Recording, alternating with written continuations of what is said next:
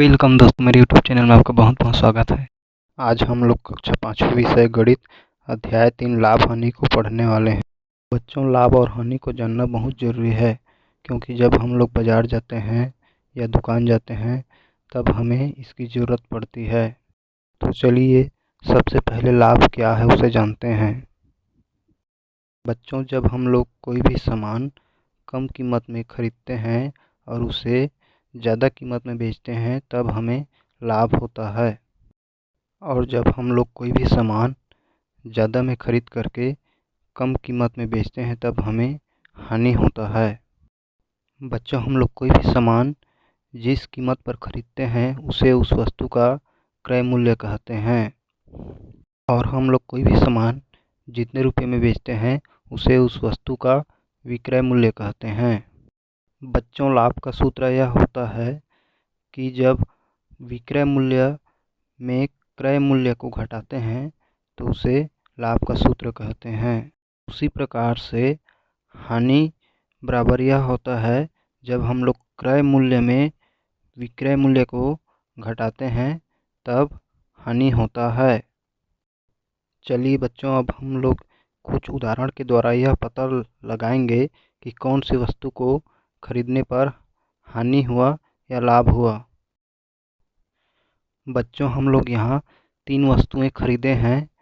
पहला है पेन, जिसका मूल्य है 5 रुपये, और दूसरा वस्तु है पुस्तक, जिसको हमने 40 रुपये में ख़रीदा है, और तीसरा वस्तु है घड़ी, जिसको हमने 60 रुपये में ख़रीदा है।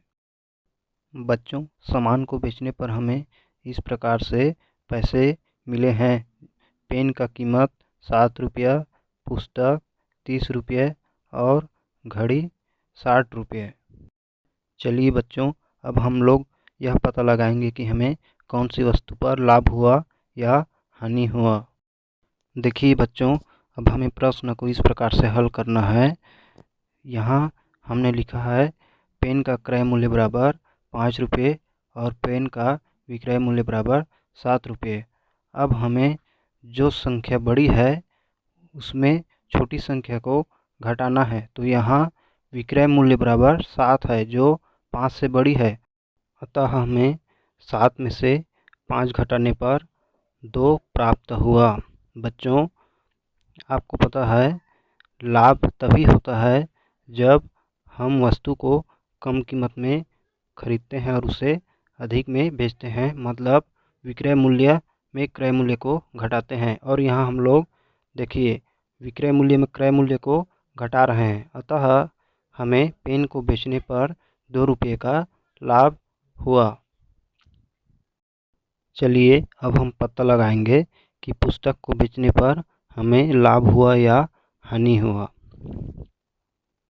देखिए, पुस्तक को हमने कितना में ख़रीदा है, 40 रुपये में, और कितना में बेचा है, 30 रुपये में। इसलिए हम लोग लिखे हैं पुस्तक का क्रय मूल्य बराबर 40 रुपये और पुस्तक का विक्रय मूल्य बराबर 30 रुपये। अब सबसे बड़ी संख्या कौन है, 40, तो हमें 40 में 30 घटाना है। 40 में 30 घटाने पर 10 प्राप्त हुआ। देखिए बच्चों, हमने पुस्तक को ज़्यादा कीमत पर ख़रीदा और हमें बेचने पर 30 रुपये मिले, तो हमें हानि हो गया।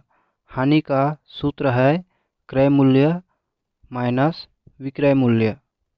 इस प्रकार से हमें पुस्तक को बेचने पर 10 रुपये का हानि हुआ। चलिए बच्चों, फिर हम पता लगाएंगे कि घड़ी को बेचने पर हमें कितना लाभ हुआ या हानि हुआ। देखिए बच्चों, घड़ी का क्रय मूल्य कितना है, 60 रुपये, और विक्रय मूल्य कितना है, 60 रुपये। अरे, ये तो दोनों बराबर हो गया, ना क्रय मूल्य छोटा है और ना ही विक्रय मूल्य। अब हम लोग किसको घटाएंगे। ऐसी स्थिति में बच्चों, ना तो हमें इस मूल्य पर लाभ हुआ और ना ही हानि हुआ, मतलब हम लोग जितना में घड़ी को खरीदे थे उतना रुपये में ही हमने घड़ी को बेच दिया, इसलिए हमें इस वस्तु पर लाभ या हानि नहीं हुआ। ठीक है बच्चों, धन्यवाद।